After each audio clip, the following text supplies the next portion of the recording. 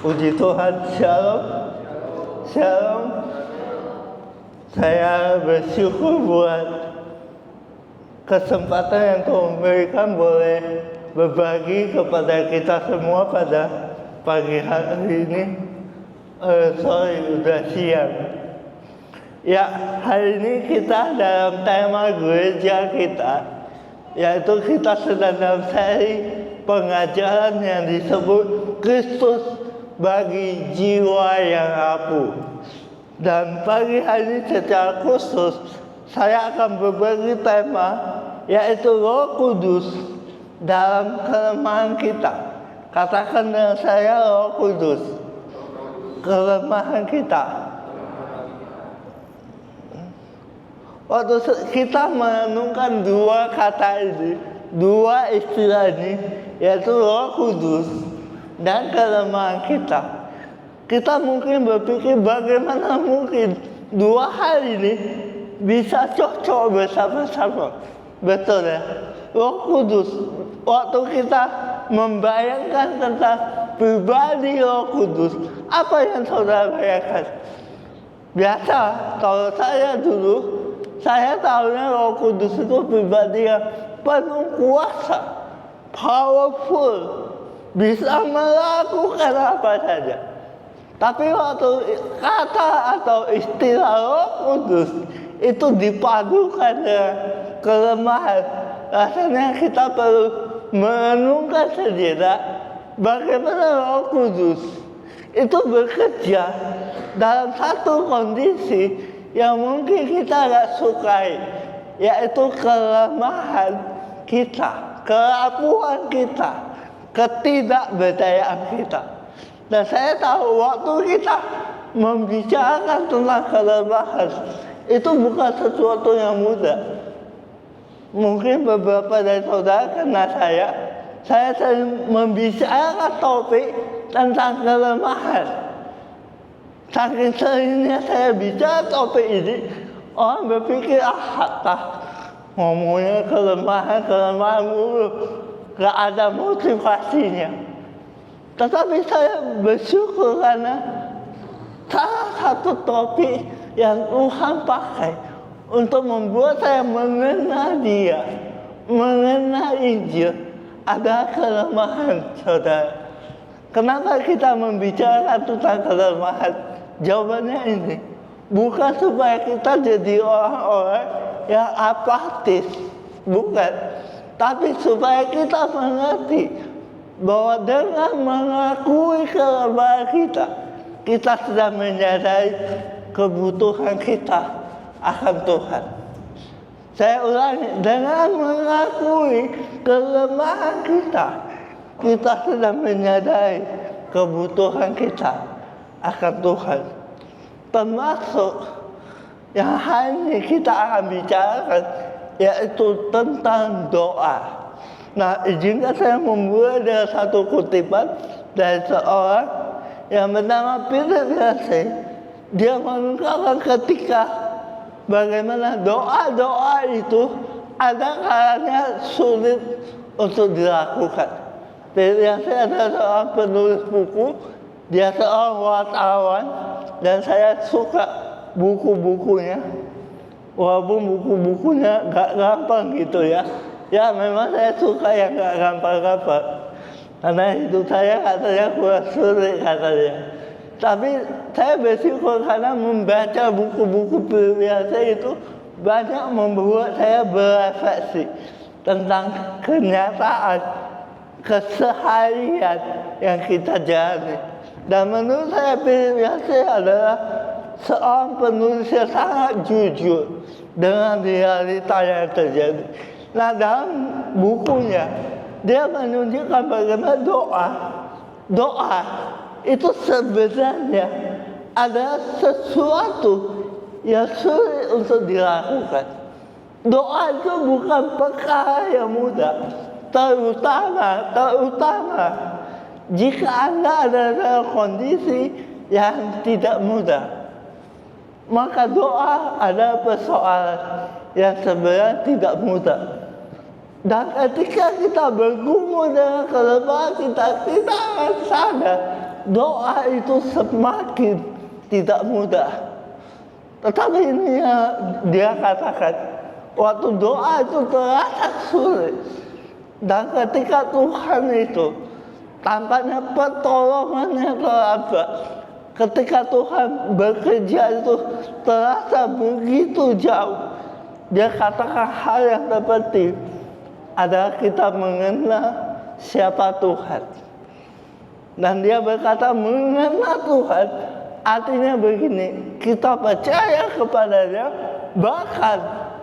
bahkan ketika ada hal-hal yang tidak kita pahami. Dia berkata begini, saya gak selalu punya jawaban mengapa sesuatu itu terjadi. Dia gak berpura-pura, oke, kita punya semua jawaban. Dia gak bilang gitu. Walaupun kita percaya bahwa dalam firman Tuhan ada semua jawaban. Tetapi pilihan saya menunjukkan betapa terbatasnya pemahaman kita. Betapa lemahnya manusia ketika diperhadapkan pada situasi yang tidak mudah. Dan dia berkata, saya gak selalu punya jawaban mengapa sesuatu terjadi. Entah bagaimana, saya selalu memohon pada Tuhan untuk menunjukkan kepadaku bagaimana sesuatu yang baik dapat muncul dari semua yang terjadi. Dan bukankah kutipan ini mengingatkan kita pada situasi yang mungkin hari-hari ini kita hadapi, betul? Atau kita lihat kondisi di sekitar kita. Situasi politik yang panas, orang-orang pada marah, pemerintah kacau dan sebagainya. Kita bingung kenapa hal seperti ini terjadi, betul? Kita punya banyak pertanyaan, tapi pilihan dia berkata, berdoa artinya engkau mengenal Tuhan, engkau percaya kepadanya, dan memohon entah bagaimana hal baik bisa terjadi lewat semua yang sedang terjadi di sekitar kita. Dan saya percaya waktu kita berdoa, doa itu sulit. Kenapa? Karena kita mengalami perasaan-perasaan yang tidak mudah. Dan kenapa perasaan-perasaan itu tidak mudah? Karena pergumulan kita adalah pergumulan yang nyata. Masalah kita, masalah yang nyata. Dan oleh sebab itu, saya mau katakan bahwa kebutuhan kita akan Tuhan itu adalah kebutuhan yang nyata. Amin. Nah, kita akan baca firman Tuhan dari Roma 8. Roma 8 ayat 26 dan 27, cuma 2 ayat. Saya akan baca ayat 26, saudara baca ayat 27. Saudara siap? Roma 8 ayat 26. Demikian juga Allah membantu kita dalam kelemahan kita, sebab kita tidak tahu bagaimana sebenarnya harus berdoa. Tetapi Allah sendiri berdoa untuk kita kepada Allah dengan keluhan-keluhan yang tidak terucapkan. Ayat 27.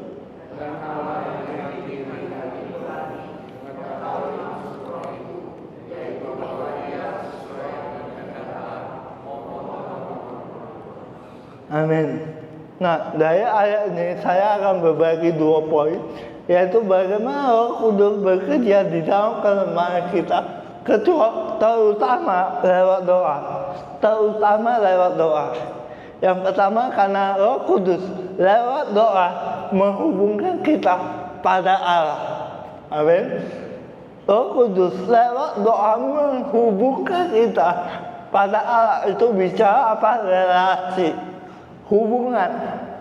Yang kedua, Roh Kudus melalui doa, Dia menyerahkan kehendak kita pada kehendak Allah. Roh Kudus menyerahkan kita dengan kehendak Allah. Itu bicara harmonisasi. Bagaimana keinginan kita yang seringkali penuh dengan keegoisan, yang seringkali berbicara tentang diri kita, apa yang kita mau, apa yang kita pikirkan, distorsi, itu diarahkan lewat doa. Itu diarahkan supaya menjadi selaras dengan kehendak Allah. Kita akan lihat poin pertama, bagaimana doa menghubungkan kita kepada Allah. Roh Kudus menghubungkan kita kepada Allah lewat doa.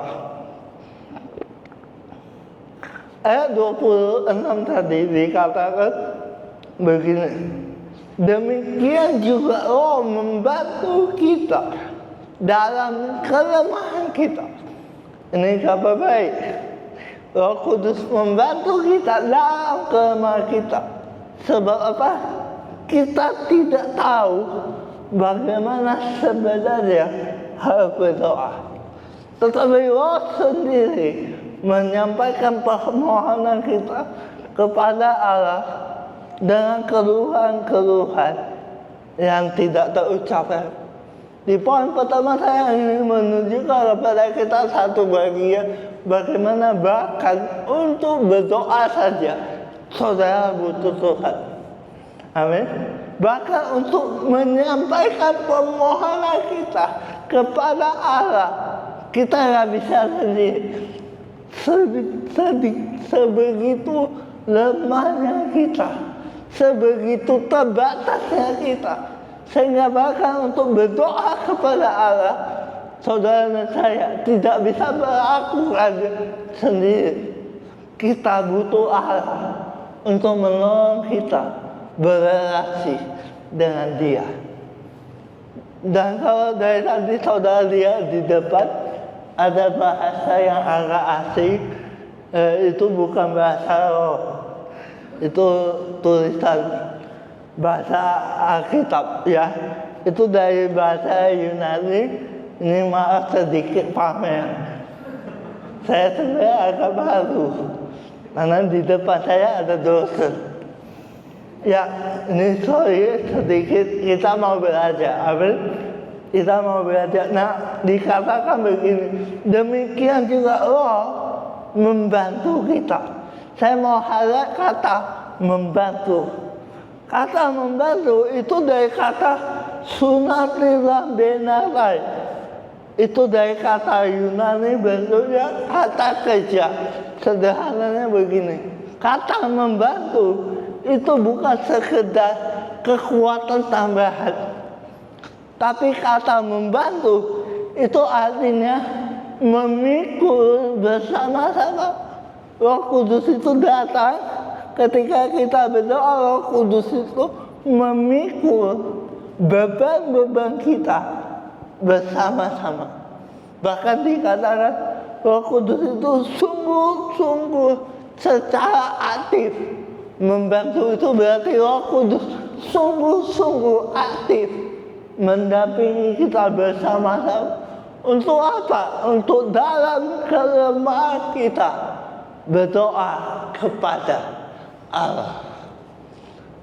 Ketika Anda membaca kata kelemahan dalam ayat ini, mungkin banyak dari kita yang tidak bisa terhubung begitu saja, yang tidak bisa dilihat begitu saja. Mungkin saudara merasa kelemahan itu bukan keadaan saya sekarang.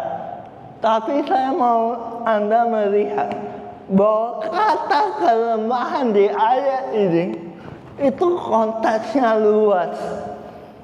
Kenapa? Karena kata kelemahan atau Yunani-nya asthenia itu bicara tentang ketidakmampuan kita, bukan hanya secara fisik, tetapi juga secara jiwa, emosional. dan bahkan secara rohani. Roh Kudus ini mau menunjukkan kepada kita bahkan keadaan kita tanpa Tuhan adalah keadaan yang tidak berpengharapan. Kita adalah orang-orang yang begitu lemah, begitu tidak berdaya, nggak punya apa-apa yang bisa kita andalkan. Dan di tengah-tengah situasi seperti itu dikatakan begini, Roh Kudus membantu kita dalam kelemahan kita. Dia memikul bersama-sama beban yang kita tidak mampu untuk tanggung. Dia secara aktif sungguh-sungguh mendampingi kita dalam kelemahan kita.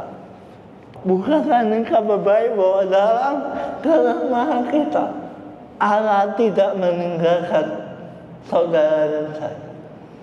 Allah tidak mengabaikan kita. Dia tidak berkata dari surga, ayo kamu bisa, kamu lebih kuat daripada yang kamu pikirkan. Pernah dengar kata-kata itu? Itu kata-kata yang Anda dengar dari motivasi di luar sana. Karena banyak dari kita punya kecenderungan untuk menolak kelemahan. Kita lebih suka dianggap hebat. Kita lebih suka tampil kuat. Orang bilang, oh jago, Jami hebat. Kalau kita bisa menyelesaikan sesuatu, kita lebih suka orang tahu apa yang bisa kita lakukan. Tetapi jauh dari kita tahu, kita semua bergumul dengan kelemahan. Bagi saya topik ini adalah topik yang sangat pribadi karena sepanjang hidup saya bertanya-tanya tentang kondisi saya, tentang keberadaan saya. Kenapa saya tidak seperti anak-anak lain? Kenapa saya berbeda? Kenapa saya lain dengan kondisi yang tanda kutip tidak normal? Tetapi waktu saya merenungkan firman Tuhan, saya bersyukur karena Injil adalah kabar baik. Amin. Injil adalah kabar baik. Injil menolong kita bukan hanya untuk melihat kondisi kita, tetapi supaya lewat kondisi kita mengenal siapa Allah itu. Dan dikatakan bahwa Roh Kudus itu tidak membiarkan kita dalam kelemahan kita, tapi Dia menanggung kita bersama-sama. Dia membantu kita. Dia memikul kelemahan itu bersama-sama dengan kita. Percaya bahwa dalam pergumulan Anda, dengan kelemahan Anda tidak pernah sendiri. Bahkan saya mau tarik ini lebih jauh, bahwa Roh Kudus itu tidak sekedar memberi kekuatan. Banyak dari kita berpikir Tuhan itu kalau kita lemah, Tuhan cuma memberi kita kekuatan lalu selesai. Roh Kudus tidak bekerja seperti itu. Dia tidak hanya memberi kita kekuatan dari tempat yang jauh, seolah-olah Roh Kudus itu adalah energi atau tenaga yang kita butuhkan waktu kita waktu kita kesusahan.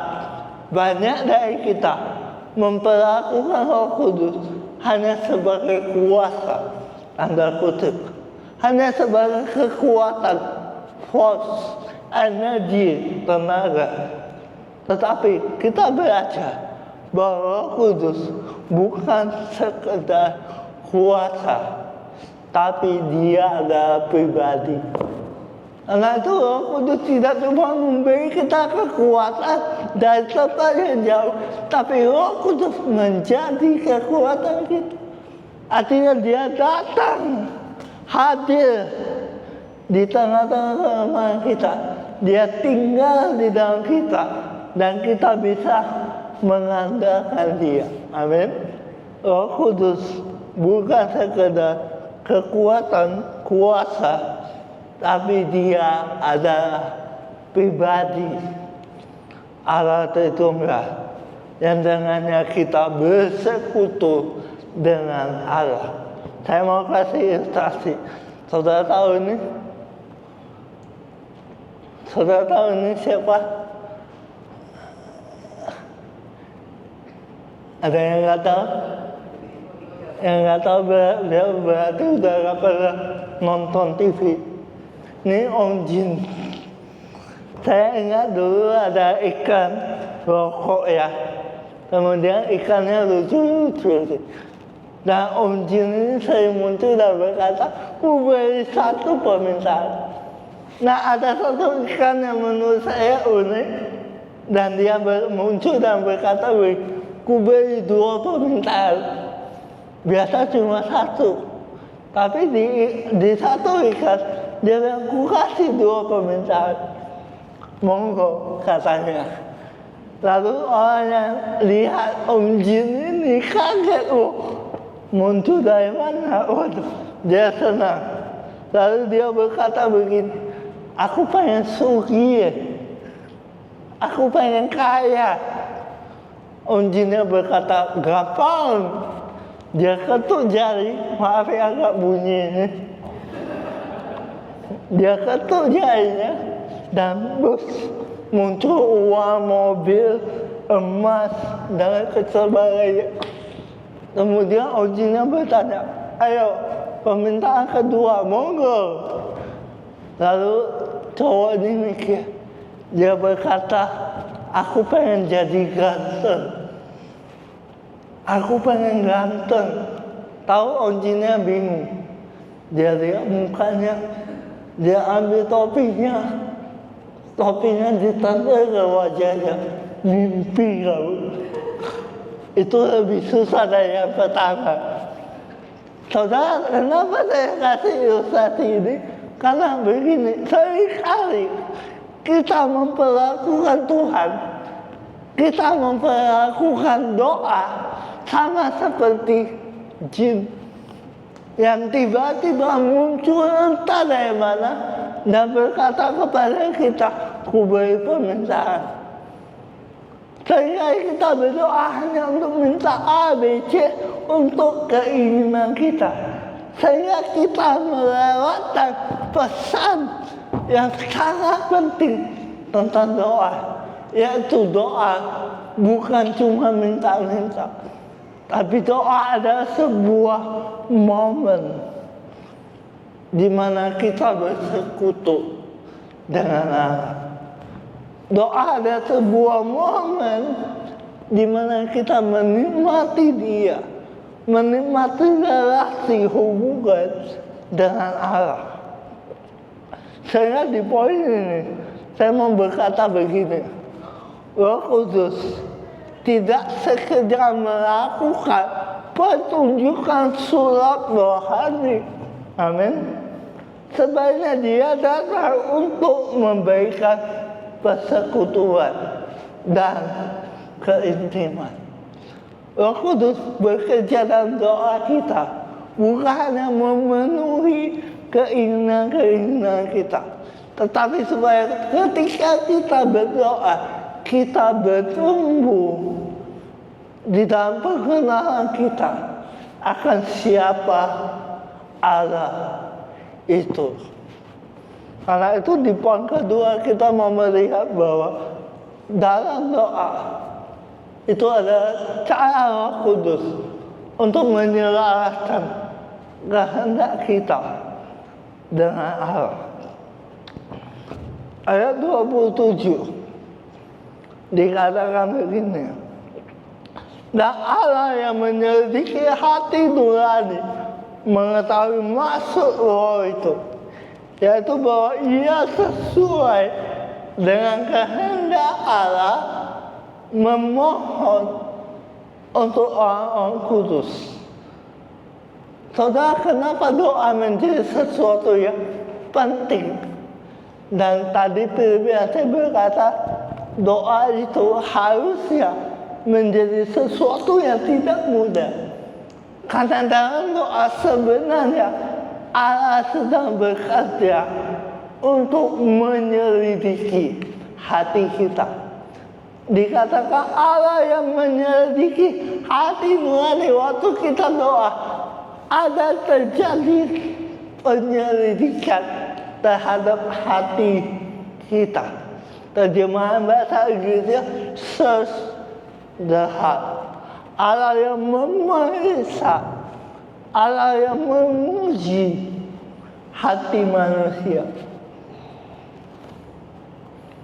Dan ini yang saya pelajari, bahwa dengan Roh Kudus menyelidiki hati kita, Roh Kudus sedang menunjukkan bahwa Dia mengenal kita lebih daripada siapapun. Dalam doa kita bisa nampil seolah-olah begitu rohani, begitu saleh.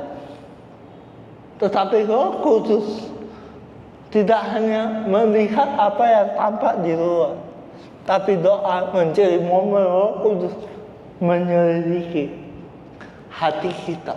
Dan Roh Kudus menolong kita untuk menghadapi apa yang ada dalam hati kita. Dan ini adalah hal yang sangat penting dalam doa, karena seringkali kita hanya sekedar berdoa begitu saja. Kita berdoa untuk sampaikan A, B, C. Tuhan, aku mau ini, aku mau itu. Tuhan, aku minta dalam nama Yesus. Amin. Selesai. Betul?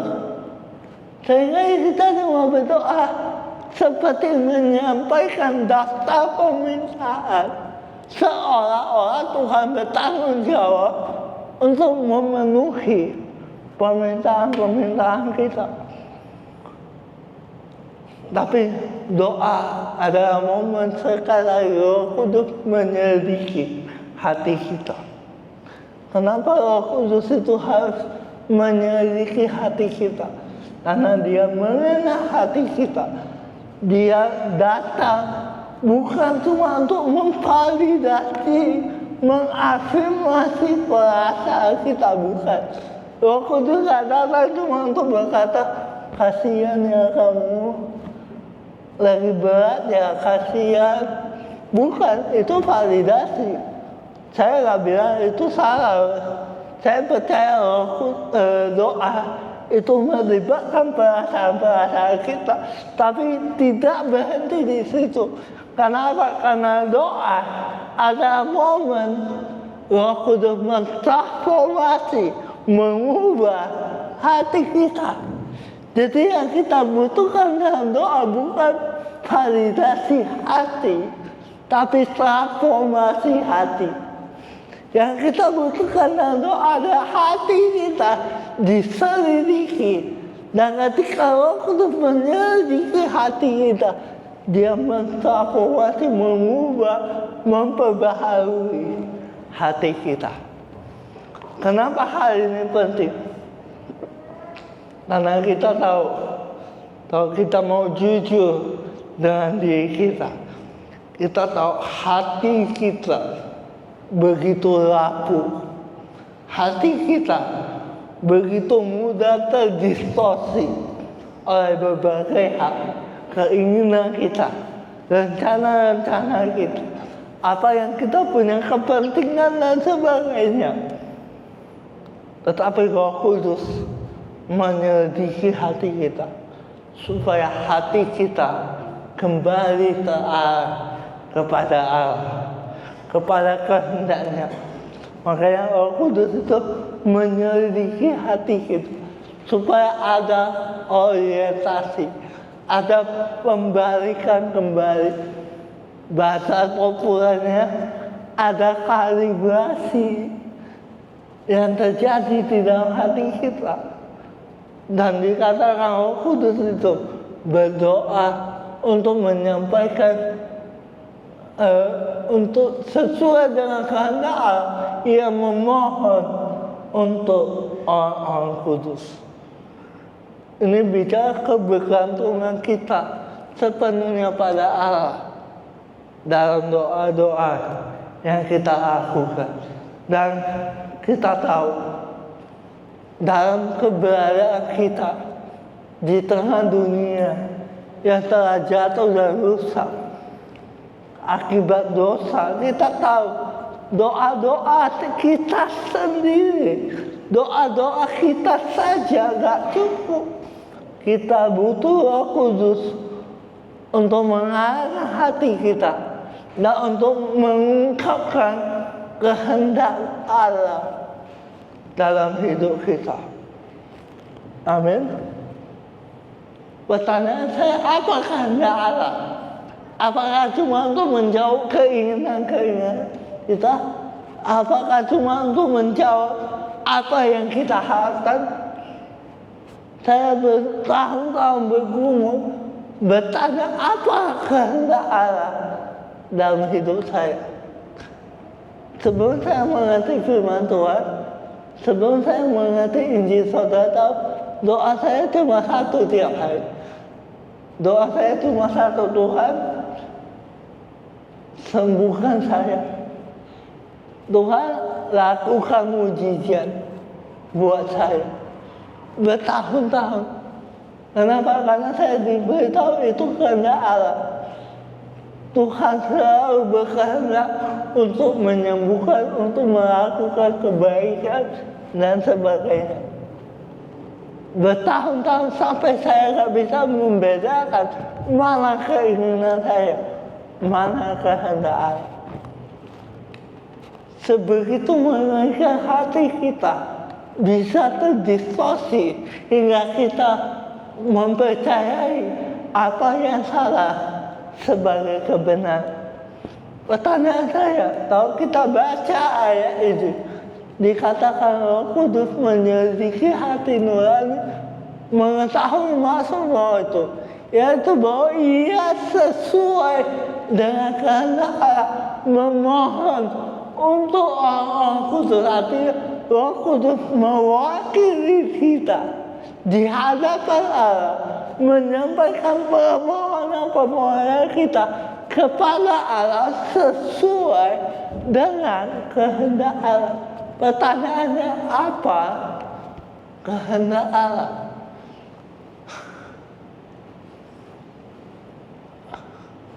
Apa kehendak Allah? Apakah kalau saya bekerja kehendak Allah, pokoknya pekerjaan saya akan selalu lancar, sukses, berhasil, nggak pernah kena masalah? Apakah itu?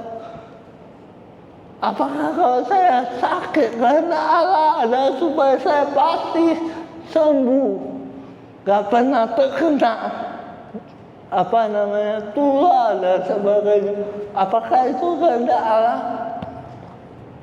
Kita perlu memikirkan ulang, jangan-jangan banyak hal yang kita anggap kehendak Allah adalah keinginan kita. Tapi hari ini kita berada, kalau saudara melihat seluruh pasal di Roma 8, Anda akan melihat begini, kehendak Allah itu bukan hanya hal-hal yang kita inginkan terjadi.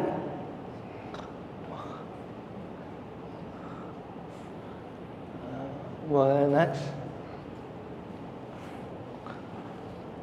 Kalau kita pada Roma 8, kita akan melihat beberapa hal yang menarik. Yaitu begini, di ayat 1 sampai ke 13, Roma 8 Paulus menyampaikan bahwa engkau dan saya harus hidup menurut kehendak Roh Kudus, harus hidup oleh Roh, dipimpin oleh Roh dan bukan oleh daging.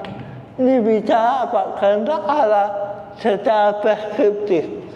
Apa itu kehendak Allah secara preskriptif? Itu berbicara tentang ketaatan kita pada perintah-perintah Tuhan yang diberikan. Ayat 1 sampai 13 itu mengungkapkan kepada kita kehendak Allah yang Dia ingin kita lakukan. Di mana Dia mau kita taat, Dia mau kita melakukan apa yang menjadi perintahnya. Kemudian yang kedua, kalau Anda lihat ayat 14 sampai 17, di situ diceritakan bagaimana kita orang-orang percaya diangkat menjadi anak-anaknya. Kita diadopsi, kita diteguhkan, dipimpin. Dan Paulus berkata setiap orang yang dipimpin oleh Roh Allah adalah anak-anak Allah. Ayat 28 sampai 30 dikatakan, karena itu kita dijadikan serupa dengan gambaran anaknya. Anak-anak dipimpin untuk jadi serupa dengan Yesus, anak Allah. Itu bicara apa? Ketetapan Allah, kehendaknya yang deskriptif, yaitu bagaimana Allah menetapkan bahwa segala sesuatu yang terjadi dalam hidup kita itu berkaitan dengan rencana dan ketetapannya yang kekal dalam hidup kita. Yang terakhir, kalau kita baca ayat 18 sampai 25, Paulus menyatakan kepada kita bahwa di tengah-tengah penderitaan, di tengah-tengah aniaya, bagaimana kita bisa melihat kehendak Allah dalam situasi-situasi yang tidak mudah, yang gak baik. Jawabannya ini, karena kita punya pengharapan akhir akan penebusan, akan penyataan kemuliaan Allah.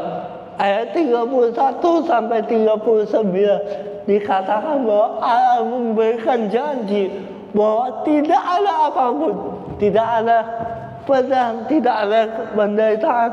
Walaupun kita tidak menghindari penderitaan, tetapi penderitaan itu tidak bisa menggoyahkan janji Allah.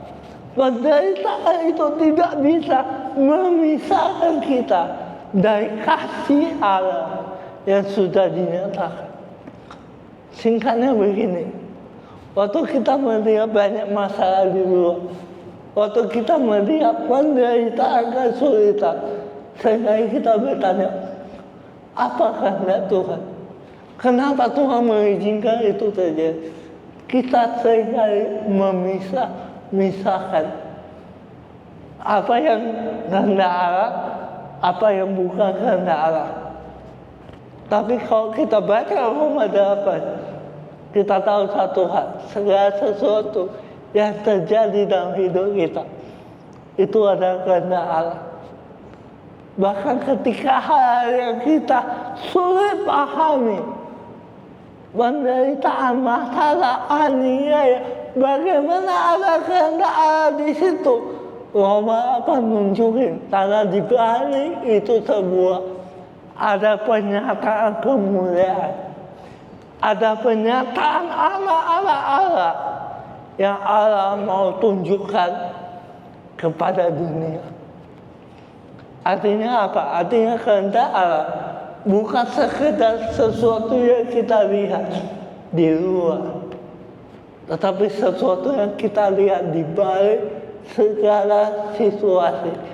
Kita tahu kalau kita orang percaya, kalau kita anak-anak Allah, kita tahu Allah memegang hidup kita selama-lamanya. Amin. Saya mau tutup dengan satu kutipan, yaitu dari Joseph. Dia berkata begini, tujuan dari doa bukan untuk membengkokkan kehendak Allah dengan kita. Sebaliknya, apa itu tujuan doa? Supaya menyesuaikan kehendak kita dengan Allah. Itu doa. Doa itu bukan untuk meminta Tuhan, Tuhan ayolah saya pengennya begini, bukan. Tapi tujuan doa adalah supaya hati kita sesuai dengan kehendak Allah. Sehingga waktu kita memandang keadaan kita, Waktu kita memandang orang di sekitar kita, pergumulan kita yang tidak mudah, yang kita bertanya mengapa, kita bisa tahu ada kehendak Allah dinyatakan dalam segala sesuatu. Dan bukankah waktu di atas kayu salib kita melihat bagaimana kehendak Allah itu dengan sempurna dinyatakan lewat penderitaan yang paling mengerikan, lewat hukuman yang paling tidak manusiawi. Kehendak Allah justru terbukti di Getsemani. Yesus bisa lari, tapi Yesus bilang, dia berdoa, kalau boleh, biar cawan ini berlalu, tapi bukan kehendakku, melainkan kehendakmu. Itu menunjukkan kepada kita bagaimana Yesus sendiri mengekang kehendaknya sendiri, menyerahkan dirinya untuk tunduk kepada kehendak Bapa. Di Getsemani, di atas salib, waktu dia berteriak, Eli, Eli, lama sabachthani, Allahku, Allahku, mengapa engkau meninggalkan aku? Seolah-olah ada keheningan. Tetapi Yesus mengalami keheningan doa, supaya kita dapat hidup dalam keyakinan bahwa doa-doa kita pasti didengar. Doa-doa kita tidak akan pernah diabaikan. Dan di atas salib, Yesus mengalami penderitaan terbesar, menanggung kelemahan yang paling besar. Supaya apa? Supaya saudara dan saya diselamatkan oleh pengorbanannya. Mari kita bangkit berdiri. Saya mau ajak kita untuk mengambil waktu pada hari ini untuk berdoa dengan seluruh keberadaan kita, untuk menyampaikan kepada Tuhan doa-doa yang mungkin selama ini kita tidak bisa sampaikan. Saya mau ajak kita menutup perenungan kita dengan mengambil waktu untuk berdoa secara pribadi.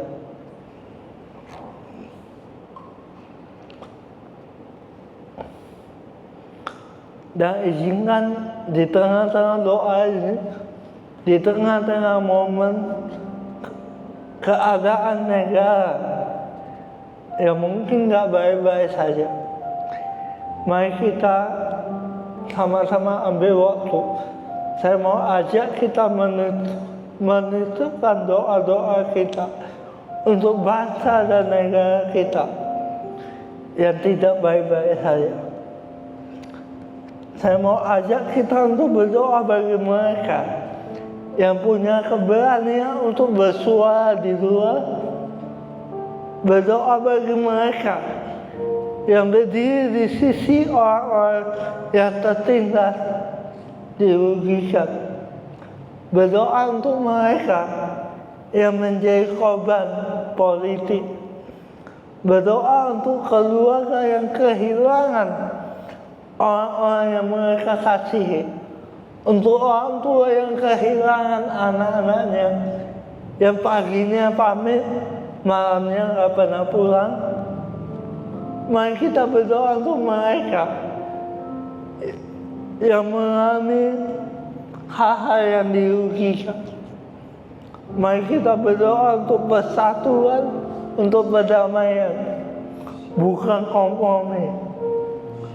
Mari kita berdoa untuk yang katanya wakil rakyat, tapi mengeksploitasi rakyat agar mereka bertobat.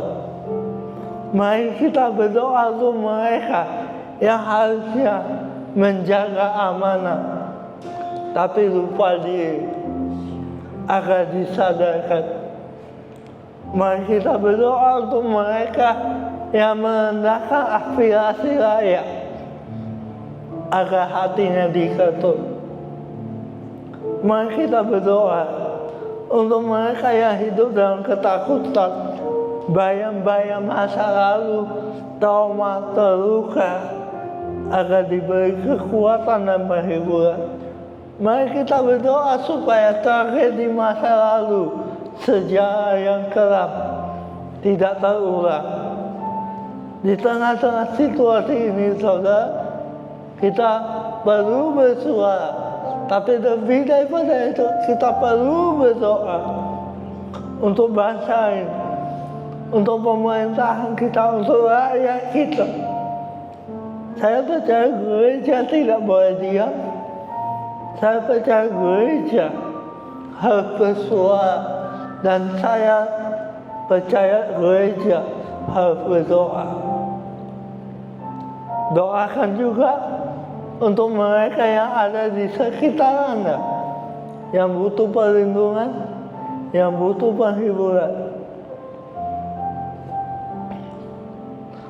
Tuhan, dalam tangan-Mu yang berdaulat, yang penuh anugerah dan kebaikan, kami hari ini mau menyerahkan bangsa kami, negara kami, keluarga kami, saudara kami, kerabat kami, sahabat, teman-teman kami, tetangga kami, kenalan kami, orang-orang yang asing bagi kami.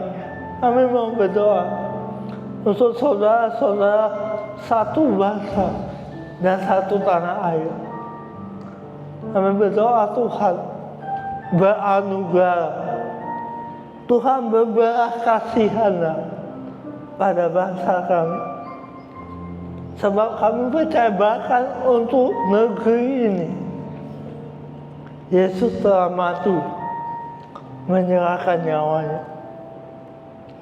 Karena itu kami percaya Engkau lebih peduli pada bangsa kami, lebih daripada siapapun.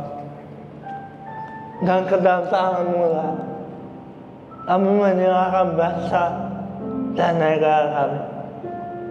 Kami berdoa, biar kehendak-Mu di surga terjadi di atas bumi. Di dalam nama Yesus.